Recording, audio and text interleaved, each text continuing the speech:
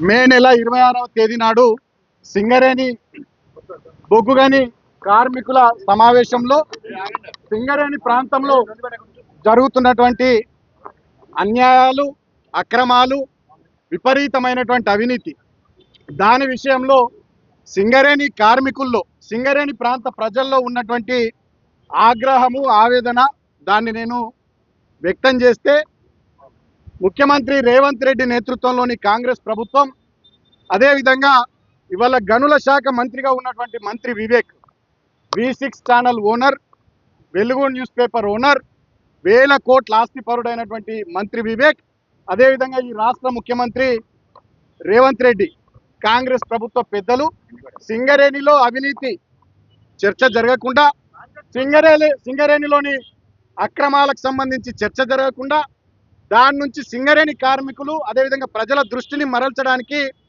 నా మీద అక్రమ కేసు పెట్టి 30వ తేదీ నాడు నన్ను జైలుకు పంపించారు.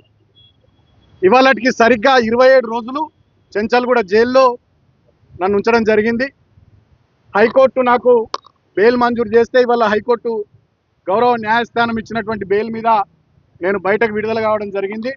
ముందుగా నాకు బెయిల్ రావడానికి ఎప్పటికప్పుడు మా అడ్వకేట్స్తోని, అదేవిధంగా జైల్లో నన్ను కలిసి పార్టీ మొత్తం నీ వెంటుంటుందని, అండగా ఉంటుందని చెప్పడానికి అందరు నాయకులను జైలుకి పంపించినటువంటి పెద్దలు, తెలంగాణ తొలి ముఖ్యమంత్రి వర్యులు, బీఆర్ఎస్ పార్టీ అధ్యక్షులు గౌరవనీయులు కేసీఆర్ గారికి హృదయపూర్వకంగా కృతజ్ఞతలు తెలియజేస్తా ఉన్నా.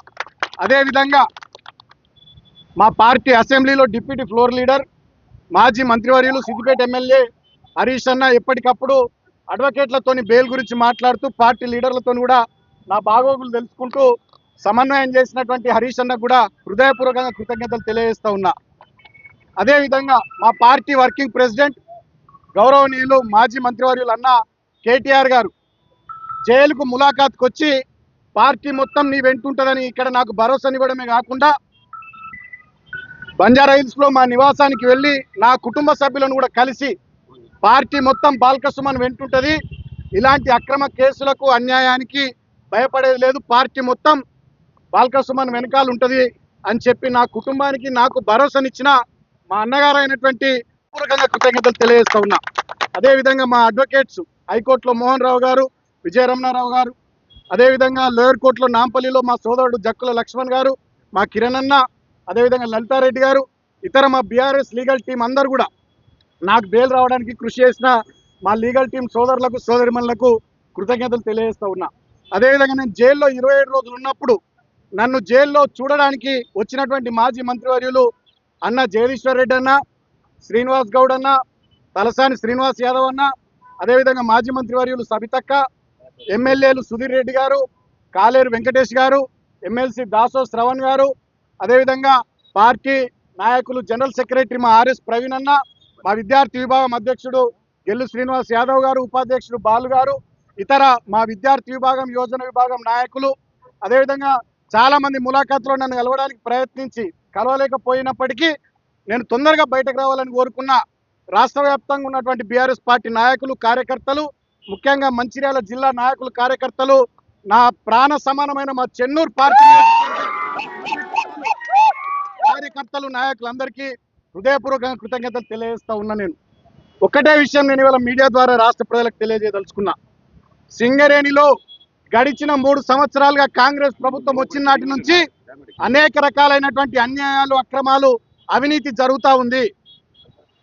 1600 కోట్ల విలువ చేసే బొగ్గు దాదాపు 40 లక్షల టన్నులు ఇవాళ సింగరేణిలో మాయమైంది. దాన్ని చూపిస్తలేరు. ఈ నెల 7వ తేదీ నాడు గోదావరి కనికి మా హరీష్ అన్న పోతే బొగ్గు నిల్వలు చూపించలేరు. 12వ తేదీ నాడు భూపాలపల్లికి మా హరీష్ అన్న పోతే బొగ్గు నిల్వలు చూపించలేరు. నిజంగానే 40 లక్షల టన్నుల బొగ్గు ఇవాళ బాయిల మీద ఉంటే, పిట్స్ మీద ఉంటే సింగరేణి యాజమాన్యం, సింగరేణి అధికారులు ఎందుకు ఆ బొగ్గు నిల్వల్ని చూపిస్తలేరో ఇవాళ సింగరేణి కార్మికులకు, రాష్ట్ర ప్రజలకు సమాధానం చెప్పాల్సిందిగా ప్రభుత్వ పెద్దల్ని నేను డిమాండ్ చేస్తా ఉన్నా.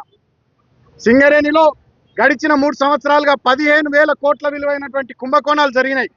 ముఖ్యమంత్రి రేవంత్ రెడ్డి బామ్మర్ది సృజన్ రెడ్డి పాత్రధారి, రేవంత్ రెడ్డి సూత్రధారిగా సోలార్ ప్లాంట్లలో కుంభకోణం, థర్మల్ పవర్ ప్లాంట్లలో కుంభకోణం, ఓవర్ బర్డెన్ వర్క్స్ లో కుంభకోణం, డీజిల్ వాడకంలో కుంభకోణం, పేలుడు పదార్థాల వాడకంలో కుంభకోణం, మొత్తంగా నైని బొగ్గు బ్లాకుల టెండర్లలోనైతే ముఖ్యమంత్రికి మంత్రులకు వాటాలు కుదరక ఆ ఒప్పందం రద్దు చేసుకునేదాకా పోయింది. ఆ రకం ఏమైపోయింది. గతంలో మా హయాంలో కేసీఆర్ నాయకత్వంలో 16,500 మందికి మెడికల్ బోర్డు పెట్టి డిపెండెంట్ ఉద్యోగాలు ఇచ్చినాం. 3,600 మంది పెండింగ్ డిపెండెంట్ ఎంప్లాయ్మెంట్ సమస్య పరిష్కరించినాం. అంటే దగ్గర దగ్గర 20,000 కుటుంబాలకు కేసీఆర్ గారు ముఖ్యమంత్రిగా ఉన్నప్పుడు సింగరేణిలో మేము ఉద్యోగాలు ఇచ్చినాం. ఆ 20,000 కుటుంబాలకు మేము ఇచ్చిన ఉద్యోగాల మీద ఇవాళ రేవంత్ రెడ్డి ప్రభుత్వం విజిలెన్స్ విచారణకు ఆదేశించింది. వీళ్ళు మెడికల్ బోర్డు పెట్టి కొత్తగా ఒక్క ఉద్యోగం ఇస్తలేరు. ఇవ్వకపోగా మేము ఇచ్చిన 20,000 ఉద్యోగాలకు సంబంధించి విజిలెన్స్ విచారణకు ఆదేశించారు. అంతేకాకుండా గతంలో మేము జీవో 76 కింద సింగరేణిలో బెల్లంపల్లి నుంచి మొదలుకొని సత్తుపల్లి దాకా ఖాళీ జాగాల్లో ఇల్లు కట్టుకున్న సింగరేణి కార్మికులకు, రిటైర్డ్ కార్మికులకు, కాంట్రాక్ట్ కార్మికులకు, ఆ ప్రాంత ప్రజలకు పట్టాలు ఇచ్చినాం. ఇవాళ 3 ఏళ్ల పాలనలో ఒక్కరికి కూడా పట్టా ఇవ్వలే. అదేవిధంగా గతంలో లాభాల్లో గణనీయంగా మేము వాటా ఇచ్చినాం కార్మికులకు.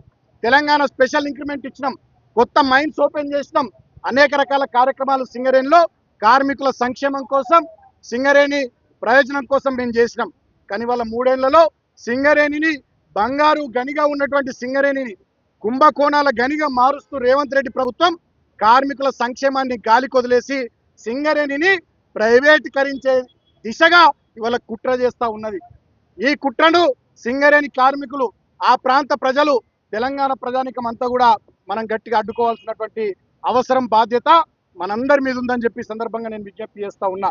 ఇవాళ 9 జిల్లాల్లో తెలంగాణలో విస్తరించున్న సింగరేణి, 12 అసెంబ్లీ నియోజకవర్గాల పరిధిలో విస్తరించున్న సింగరేణి, 4 పార్లమెంటు నియోజకవర్గాల పరిధిలో విస్తరించున్న సింగరేణిలో 46,000 కార్మిక కుటుంబాలు ఉన్నాయి, 26,000 కాంట్రాక్ట్ కార్మిక కుటుంబాలు ఉన్నాయి, ఇంకో 40,000-50,000 రిటైర్డ్ కార్మిక కుటుంబాలు ఉన్నాయి. అంటే దాదాపు 1,00,000 కుటుంబాలు డైరెక్ట్గా సింగరేణి సంస్థ మీద ఆధారపడి ఉన్నాయి. అవి కాకుండా ఇండైరెక్ట్గా ఇంకొక 10 లక్షల కుటుంబాలు బెల్లంపల్లి నుంచి మొదలుకొని సత్తుపల్లి దాకా సింగరేణి సంస్థ మీద ఆధారపడి ఉన్నాయి. ఉత్తర తెలంగాణకు జీవనాడైనటువంటి సింగరేణిని నిర్వీర్యం చేయడం ద్వారా, ప్రైవేటీకరించడం ద్వారా ఇవల్ల ఆ ప్రాంతంలోని కార్మికులు, ప్రజల నోట్లో మట్టి కొట్టే ప్రయత్నం ఈ రేవంత్ రెడ్డి చేస్తూ ఉన్నాడు. ఇవాళ 49% వాటా ఉన్న కేంద్ర ప్రభుత్వం ఏం చేస్తూ ఉందని నేను అడుగుతా ఉన్నా. ఇవాళ ఏం చేస్తూ ఉంది కేంద్ర ప్రభుత్వం? 49% వాటా సింగరేణిలో కేంద్ర ప్రభుత్వానికి ఉన్నది. కానీ కేంద్ర ప్రభుత్వం ఏం చేస్తూ ఉంది? ఏం చేస్తలేదు. మేడిగడ్డలో 2 పిల్లర్లు గుంగితే ఆగ మేఘాల మీద కేంద్ర ప్రభుత్వ అధికారులు ఉరికొస్తారు. సింగరేణిలో ఇన్ని కుంభకోణాలు జరిగినా సింగరేణి